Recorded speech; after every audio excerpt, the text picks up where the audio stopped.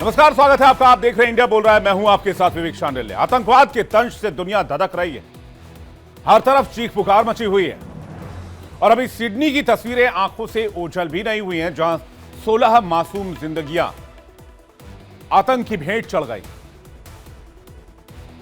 लेकिन दुनिया एक बार फिर से नॉर्मेंसी की तरफ बढ़ रही है। यह कोई पहला आतंकी हमला नहीं है। कुछ दिन पहले दिल्ली, उससे पहले पहलगाम, उससे पहले इजराइल, हमने ऐसी ही दरिंदगी देखी। इन सभी आतंकी हमलों में एक चीज कॉमन है, वो है पाकिस्तानी कनेक्शन। भारत से लेकर अमेरिका और फिर ऑस्ट्रेलिया तक बानगी एक ही है। यह सब बताने के लिए कि आतंकवाद का संरक्षक, पोषक और विस्तारक दुनिया में कोई है तो वो है पाकिस्तान।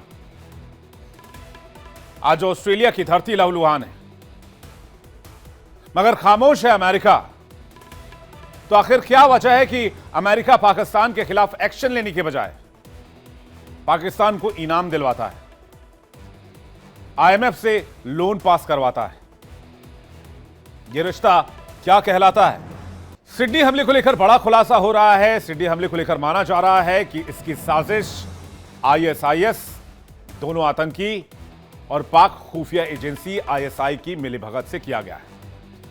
दावा तो यहां तक है कि आतंकी नावेद पाकिस्तानी सेना के एक बड़े अधिकारी के संपर्क में भी था। जो जानकारी सिडनी से आई वो दहला देने वाली है। बताया गया है कि सिडनी हमले के दोनों हमलावर पाकिस्तानी हैं।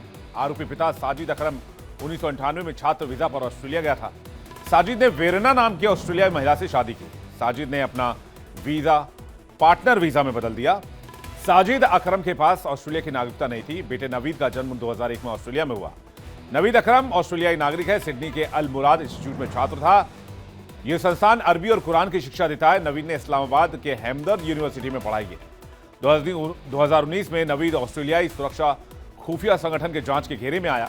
आईएसआईएस से जुड़े संदिग्धों के संपर्क में होने के कारण जांच में वो शामिल पाया गया था और उसने हाल ही में अपनी नौकरी भी खो दी थी। दावा किया गया कि पाकिस्तान के आईएसआई के अधिकारी भी उसके संपर्क में थे। अब आपको यह तो समझ आ गया होगा कि पाकिस्तान कैसे पूरी दुनिया को अपने आतंकियों से दहलाता है। सिलसिलेवार तरीके से बताते हैं कि कैसे सिडनी हमले में पाकिस्तान अभी तक इन्वॉल्व नजर आया है। सिडनी में बॉन्डी बीच पर यहूदी जश्न मना रहे थे। हनुका त्योहार बीच में मनाया जा रहा था, तभी दो आतंकवादियों ने हमला कर दिया। हमले में 16 लोगों की मौत हो गई, 40 से अधिक घायल हैं, जिसमें कुछ की हालत नाजुक है। आतंकियों की पहचान साजिद और नाविद के रूप में हुई, जो बाप बेटे हैं। साजिद अकरम के पास 6 लाइसेंसी हथियार हैं। नाविद जो है वो मूल रूप से पाकिस्तान के लाहौर का रहने वाला है। अक्टूबर 2025 में पाकिस्तान गए थे साजिद और नाविद, ये भी खुलासा हो रहा है। और खबर यह भी है कि पाकिस्तानी सेना और आईएसआई के अधिकारियों से मिले थे और यहीं पर उसकी आईएसआईएस से भी मुलाकात हुई थी। मुलाकात में हमले की प्लानिंग किए जाने की आशंका भी जताई जा रही है। लेकिन इससे भी बड़ा सवाल अब आगे ये उठता है कि पाकिस्तान आतंक पर बार बार बेनकाब होने के बावजूद कैसे बच निकलता है? इस पर कोई बड़ी कार्रवाई क्यों नहीं नजर आती? एफएटीएफ भी बहुत नरम दिली दिखाता है। आपको भी हैरानी होगी, अमेरिका में 11 सितंबर 2001 में हमला हुआ। आतंकी ओसामा बिन लादेन पाकिस्तान में मारा गया। मुंबई में आतंकी हमला हुआ, आतंकी पाकिस्तान से आए थे। पहलगाम और सिडनी में आतंकी हमला हुआ, आतंकी पाकिस्तान से आए। यह समझ से परे है, जो देश आतंकी हमलों की साजिश में शामिल हो उसे अमेरिकी मदद कैसे मिल जाती है? उसे आईएमएफ से बार बार लोन कैसे मिल जाता है? क्यों ऐसे मुल्क को दुनिया अलग थलग नहीं करती? खासकर अमेरिका ऐसे देश को अलग थलग नहीं करता। सिडनी हमलों पर खामोशी अमेरिका में इतनी ज्यादा है। बस वो कह रहे हैं कि हम ऑस्ट्रेलिया के संपर्क में हैं। अरे भाई, 2 शब्द अपने लाडले के लिए भी बोल दीजिए। आपका लाडला जो साउथ एशिया में अपने आप को बहुत पावरफुल मुल्क बताता है, आतंक को परोसने के लिए क्या जानबूझकर आईएमएफ फंडिंग कर रहा है? आखिर आईएमएफ की ऐसी क्या मजबूरी है जिसे 27 बार लोन दिए हैं पाकिस्तान को और सब कुछ शीशे की तरह साफ? दुनिया भर के आतंकी, दुनिया भर के प्रॉक्सी संगठन, दुनिया भर के टेररिस्ट ऑर्गेनाइजेशंस, दुनिया भर के बैंड ऑर्गेनाइजेशंस सब पाकिस्तान में है।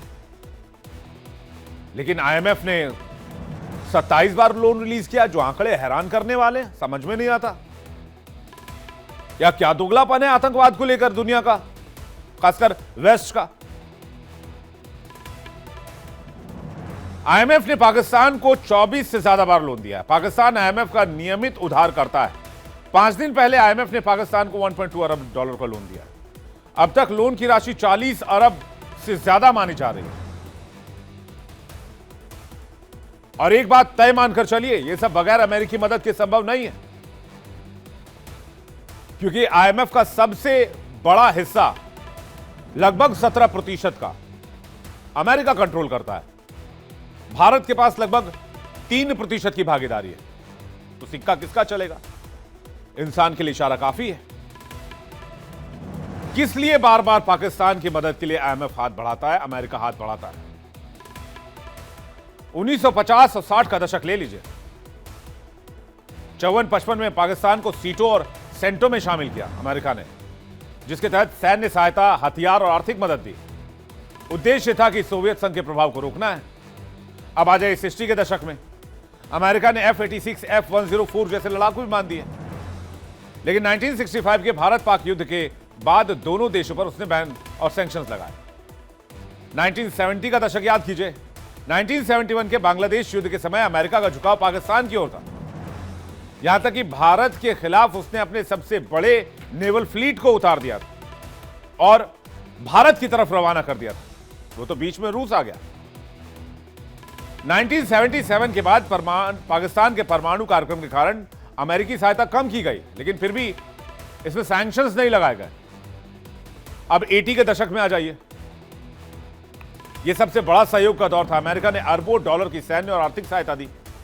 पाकिस्तान ने अफगान मुजाहिदीन को समर्थन देने में अहम भूमिका निभाई। F-16 लड़ाकू विमान भी इसी दौर में मिले। 1990 के दशक में आ जाइए। परमाणु हथियार कार्यक्रम का प्रेसलर संशोधन लागू हुआ। अमेरिका ने अधिकांश सहायता इस समय होल्ड की। फिर 2001 से 2011 के बीच में आ जाइए। इस दरमियान ही 9/11 अटैक हुआ था, याद होगा आपको। आतंकवाद के खिलाफ युद्ध में पाकिस्तान अमेरिका का सहयोगी बन गया और अमेरिका ने अफगानिस्तान में ऑपरेशन चलाने के लिए पाकिस्तान को 30 से 35 अरब डॉलर की मदद दी। सैन्य सहायता यानी CSF यानी कि कोलिशन सपोर्ट फंड्स, आर्थिक और विकास सहायता। और लेकिन यह वही दौर था जब भारत में सबसे ज्यादा आतंकी हमले हुए। तो फिर अमेरिकी पैसा गया कहां, समझ जाइए। 2011 के बाद उसामा बिन लादेन प्रकरण के बाद रिश्तों में तनाव आई, सहायता में काफी कमी की गई। हाल के वर्षों में सहयोग सीमित और शर्तों के साथ रहा है, लेकिन एक बार फिर से ये रिश्ता उफान पर है। मुझे अमेरिका और पाकिस्तान से कोई लेना देना नहीं है, मेरी इनसे कोई पर्सनल दुश्मनी भी नहीं है। मैं बस अमेरिका से ये जानना चाहता हूं, जो दुनिया भर में लोकतंत्र का रक्षक बनता है और आतंकवाद के खिलाफ अपने आप को सबसे बड़ा योद्धा बनाता है, वो अमेरिका आखिर चाहता क्या है? कि पाकिस्तान में मौजूद आतंकी और उसके ट्रेनिंग कैंप सिडनी जैसे आतंकी हमले को अंजाम दें? और अगर ऐसा नहीं है तो यूएन में खुलकर पाकिस्तान का विरोध क्यों नहीं करता? या जब अमेरिका में आतंकी हमला होता है तो उसे आतंकवादी वारदात नजर आती है, बाकी देशों पर वो पाकिस्तान के नाम पर चुप्पी साध लेता है। ऐसी क्या मजबूरी है?